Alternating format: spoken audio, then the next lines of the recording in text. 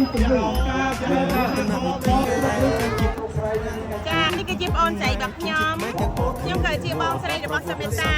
ថ្ងៃនេះយើងមកស្រីណាបងអត់ច្រឡំបងស្រីណាបងស្រីអូសក្រានកំពង់ចាមចាសក្រាននៅកំពង់ចាមសប្បាយខ្លាំងមែនតើ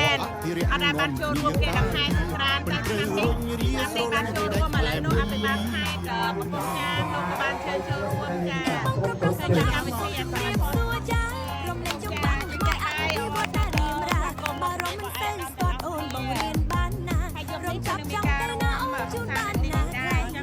ខ្ញុំឲ្យបងអូនស្រីបងប្រាសាទបុរាណស្រែជើងមួយទាំងប្រមាណឲ្យបានយល់ពីម៉ែនេះបងស្រីប្រាសាទគេអស៊ូ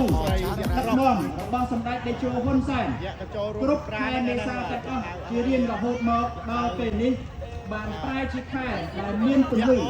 ដែលប្រជាពលរដ្ឋខ្មែរគ្រប់រូបក្នុងកំចូលឆ្នាំថ្មីប្រពៃណីជាតិខ្មែរ